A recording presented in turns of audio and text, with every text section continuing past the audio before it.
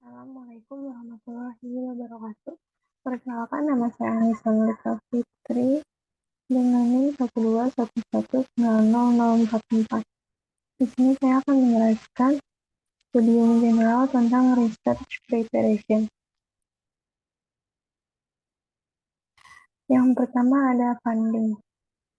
Di funding itu ada kiat-kiat untuk menulis aplikasi hibah perspektif penyandang dana. Hal-hal apa yang akan difokuskan dalam funding yaitu sebelum mulai menulis, kenali penyandang dana, kenali audiens, apa yang dicari pengulas, sebelum submit, gunakan hak untuk menanggapi, waspadai masalah tata kelola penelitian, kegagalan umum, dan faktor kunci untuk aplikasi yang sukses. Yang pertama, sebelum mulai menulis. Hal-hal yang perlu diperhatikan sebelum mulai menulis adalah yang pertama, mengetahui target aliran pendanaan Anda. Yang kedua, membaca catatan panduan khusus untuk skema ini. Yang ketiga, konfirmasi skema sesuai tahap karir dan memenuhi kriteria kelayakan Anda. Yang keempat, jika tidak yakin apakah penelitian tersebut berada dalam ruang lingkup atau skema yang sesuai dengan tahapan karir Anda, jangan ragu untuk menghubungi project officer untuk skema tersebut. Yang kelima, mintalah saran dari kolega, calon rekan pelamar, spesialis, dan lain-lain. Yang keenam, beri waktu yang cukup. Yang ketujuh, pahami proses penilaian dan tulis dengan pemikiran ini. Dan yang terakhir, mengumpulkan tim yang kuat dan pilih kolaborator dengan hati-hati. Yang selanjutnya adalah mengenali pemberi dana yang Anda cari pendanaannya. Yang pertama adalah membaca strategi perusahaan. Yang kedua, melihat visi dan nilai dari pendanaan. Yang ketiga, lihatlah situs web pemberi dana, misalnya pernyataan, posisi, dan kebijakan. Yang selanjutnya adalah menyadari masalah tata kelola penelitian. Hal yang perlu diperhatikan dalam menyadari masalah tata kelola penelitian yaitu yang pertama, masalah etika, kebutuhan untuk mendapatkan persetujuan komite etik penelitian. Yang kedua, apakah Anda bekerja dengan kode Good Research Practice? Yang ketiga, pernahkah Anda berpikir tentang hak kekayaan intelektual? Yang keempat, sudahkah Anda mempertimbangkan perlindungan data dan kerahasiaan? Dan yang terakhir, apakah Anda memiliki perlindungan ganti rugi jika diperlukan? Selanjutnya, mengetahui audiens Anda. Anda perlu meyakinkan para pakar di bidang area metodologi Anda, peninjau sejawat internasional, dan audiens campuran dari berbagai latar belakang ilmiah. Yang harus diperhatikan yaitu yang pertama, menulis ringkasan awam untuk orang awam. Yang kedua, menjelaskan dengan baik konteks di Irlandia dengan mempertimbangkan pengulas internasional, misalnya memberikan angka kejadian atau prevalensi. Dan yang terakhir yaitu menghindari singkatan dan akronim dan jargon.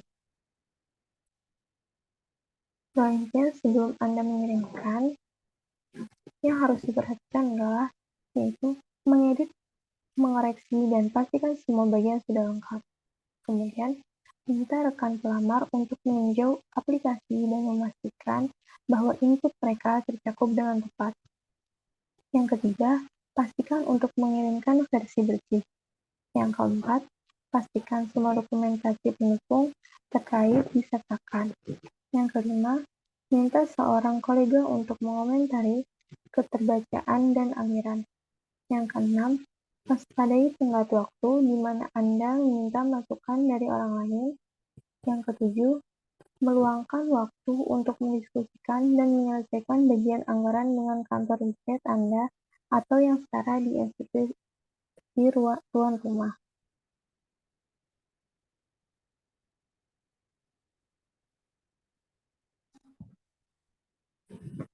Selanjutnya, menggunakan hak untuk menanggapi jika ada. Hal-hal yang perlu diperhatikan untuk menggunakan hak untuk menanggapi yaitu ringkas, namun jelas dan komprehensif, dan ikuti pedoman, misalnya jumlah kata. Yang kedua, akui semua kekhawatiran dan atau kelemahan signifikan yang dijelaskan dalam umpan balik. Yang ketiga, jika tim pelamar tidak setuju dengan pernyataan reviewer, jelaskan dengan sejelas alasannya. Yang keempat, akui dan diskusikan implikasi mengambil beberapa umpan balik. Misalnya, untuk tim pelamar, personel penelitian, biaya, jadwal, dan metode. Yang kelima, menghindari tampil sebagai argumentatif atau terlalu defensif. Yang keenam, jangan mengusulkan untuk mengubah aplikasi secara signifikan. Mengikuti komentar per reviewer.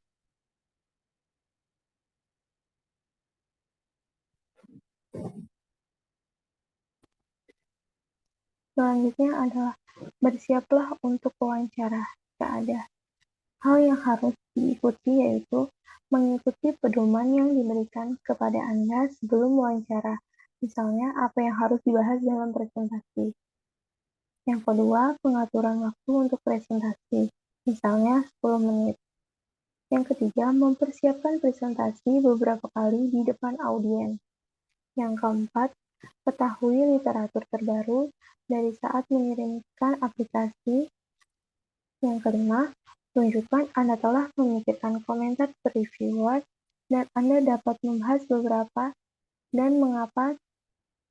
Dan yang terakhir adalah menunjukkan kepemilikan proyek Anda.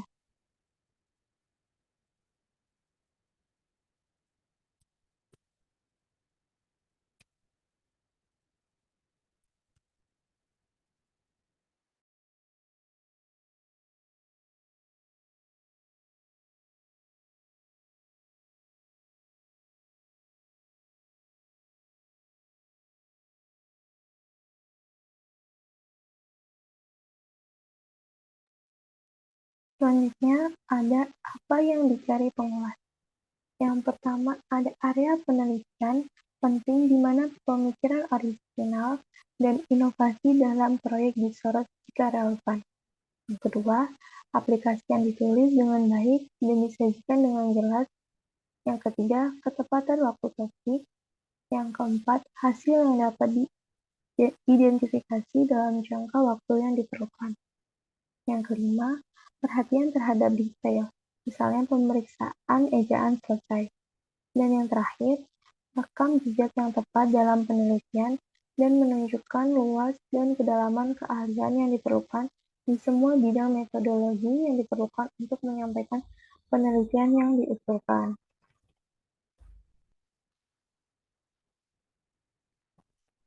Contoh kegagalan umum dalam kiat-kiat menulis aplikasi hibah.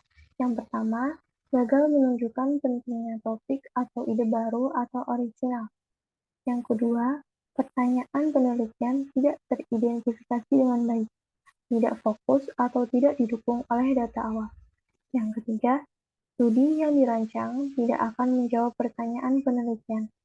Yang keempat, landasan teoritis atau konseptual dari penelitian ini lemah atau tidak diartikulasikan dengan baik. Yang kelima, kurangnya kejelasan tujuan atau ukuran hasil. Yang keenam, proyek terlalu ambisius dan tidak layak dalam kerangka waktu atau anggaran yang tersedia. Yang ketujuh, tinjauan literatur yang tidak lengkap atau buruk, di mana referensi kritis dihilangkan. Nah, itu adalah contoh kegagalan umum dalam menulis aplikasi hibah. Selanjutnya adalah faktor untuk aplikasi yang sukses. Yang pertama adalah membaca dengan cermat catatan panduan. Yang kedua, minta saran kepada rekan, kolaborator, mentor Anda. Jika perlu, lakukan peer reviewer informal. Yang ketiga, ajukan pertanyaan kepada staf penyandang dana yang mengelola skema, misalnya petugas proyek, manajer program. Yang keempat, ajukan pertanyaan kepada staf penyandang dana yang mengelola skema, misalnya petugas proyek, manajer program. Yang kelima, persiapkan dengan baik untuk wawancara. Minta rekan kerja untuk membantu dengan wawancara pura-pura. Yang keenam, Tulis aplikasi dengan mempertimbangkan pengulas Anda.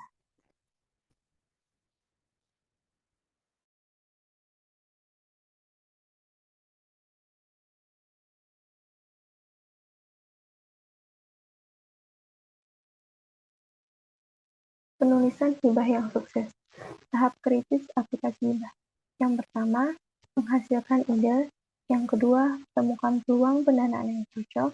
Yang ketiga, penelitian latar belakang. Keempat, tulis bagian teknis.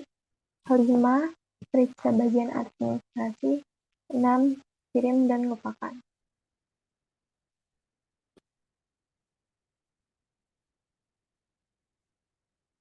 Selanjutnya ada kriteria peninjauan proposal hibah.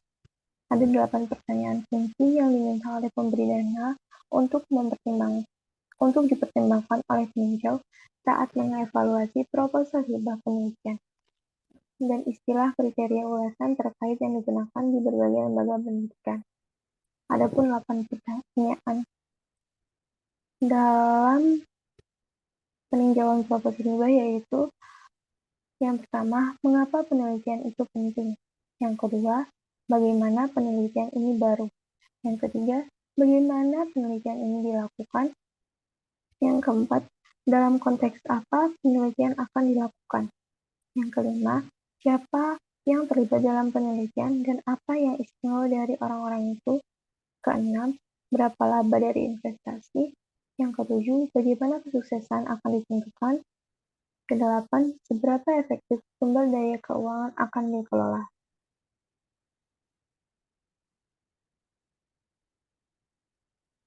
Selanjutnya ada research design. Dalam research design ada 5 tips tentang cara meningkatkan peluang Anda untuk penemuan penelitian yang kebetulan, yaitu memelihara pikiran yang siap yang dapat mengubah peluang kebetulan. Kemudian, mengejar proyek penelitian multidisiplin dan interaksi, menciptakan peluang tabrakan biasa, merangkul kegagalan dan memupuk budaya eksperimen, dan yang terakhir mengembangkan lingkungan yang aman secara psikologis.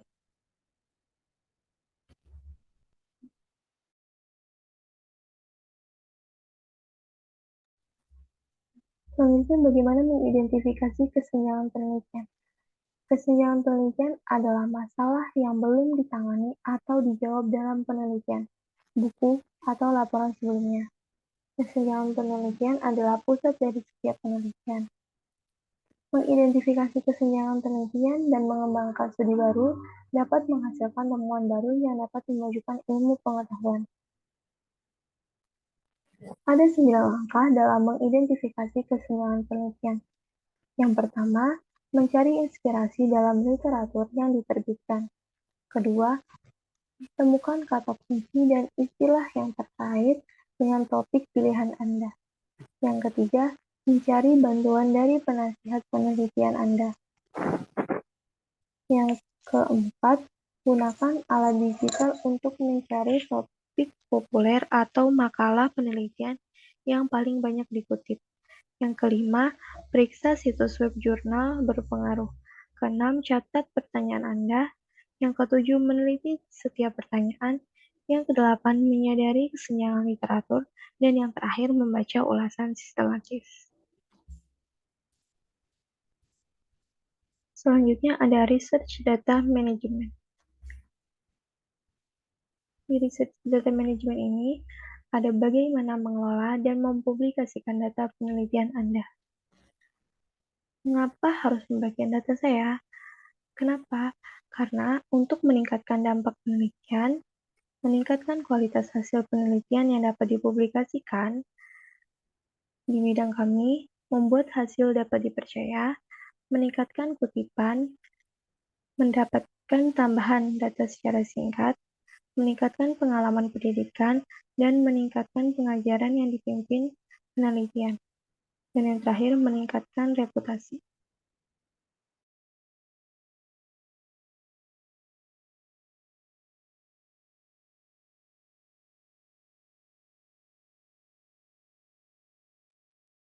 Pertimbangan-pertimbangan tentang berbagi data. Ada 3 faktor faktor pertimbangan tentang berbagi data. Yang pertama, faktor hukum. Pertimbangannya yaitu ada privasi data, pembatasan dari pemangku kepentingan, dan yang terakhir anggota proyek. Di faktor psikologi, yang pertama ingin menerbitkan lebih banyak makalah, yang kedua takut persaingan, yang ketiga takut akan replikasi, yang keempat waktu dan usaha yang diinvestasikan, dan yang terakhir ada biaya data. Dan yang terakhir ada pertimbangan kualitas data yang buruk. Yang pertama adalah metodologi yang salah, yang kedua kumpulan data yang tidak lengkap dan tidak akurat, yang ketiga kumpulan data yang tidak memadai, dan yang terakhir adalah hasil yang tidak akurat. Mengapa berbagi data Anda menjadi begitu penting? Karena yang pertama, persyaratan dari Dewan Penelitian dan Badan Pendanaan. Yang kedua, persyaratan jurnal akademik. Yang ketiga, proyek penelitian berskala besar. Yang keempat, penelitian multidisiplin. Yang kelima, meningkatkan kecepatan dan kemudahan pengumpulan, penyimpanan, dan analisis data. Yang keenam, pentingnya membangun jaringan profesional dan reputasi internasional. Dan yang ketujuh, ada peningkatan penekanan pada dampak luar akademisi.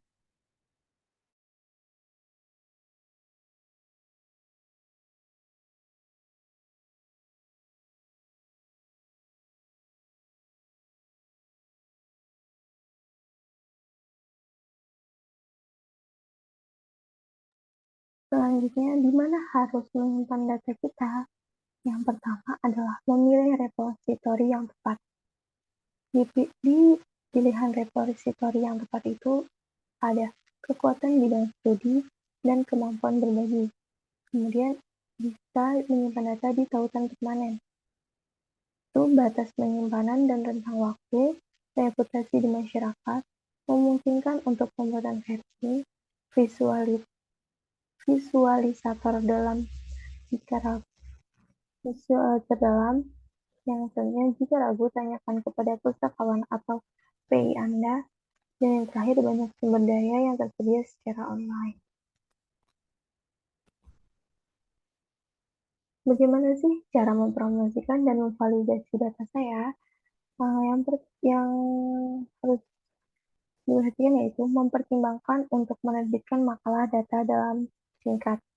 Yang pertama, akses terbuka deskripsi kumpulan data yang ditinjau oleh rekan sejawat. Yang kedua, penelitian di semua bidang disambut baik.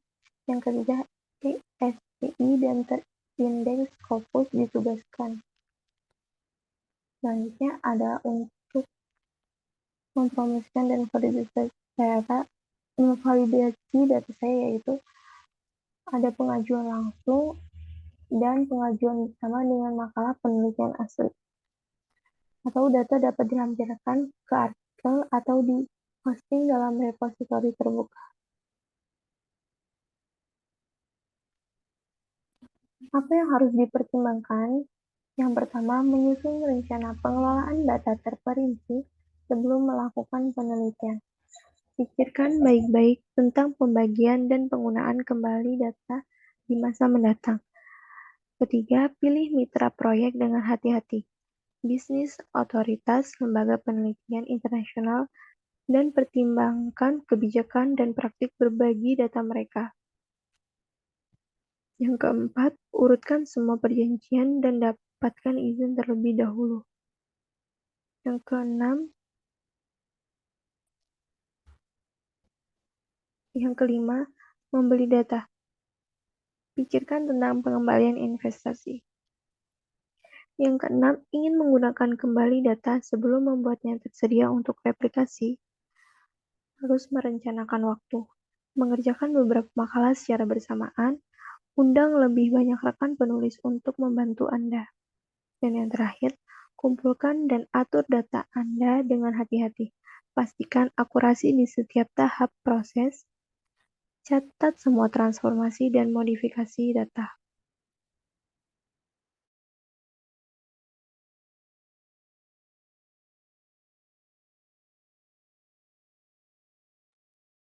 Selanjutnya ada research collaboration. Di research collaboration itu adalah ada kunci keberhasilan kolaborasi akademik.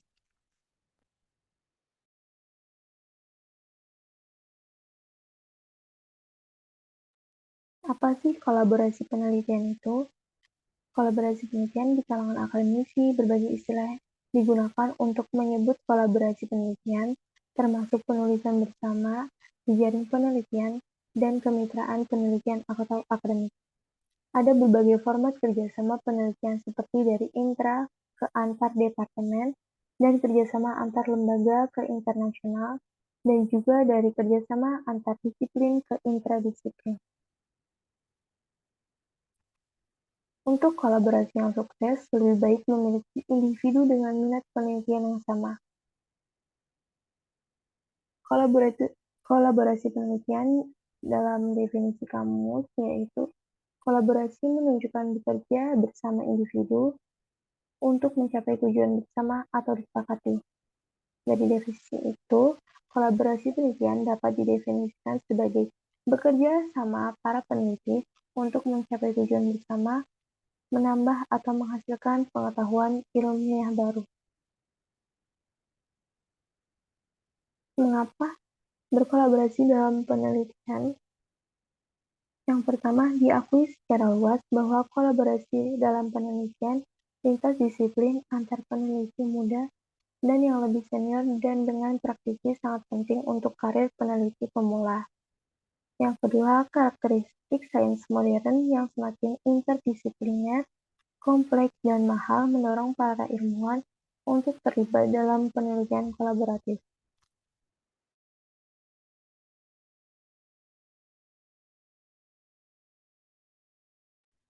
Selanjutnya, memberikan motivasi untuk mengembangkan beragam keterampilan, agregat berbagai keterampilan dalam hal orang dan sumber daya. Dan yang terakhir, memberikan kesempatan untuk mewujudkan penghematan karena infrastruktur penelitian dan pelatihan personel.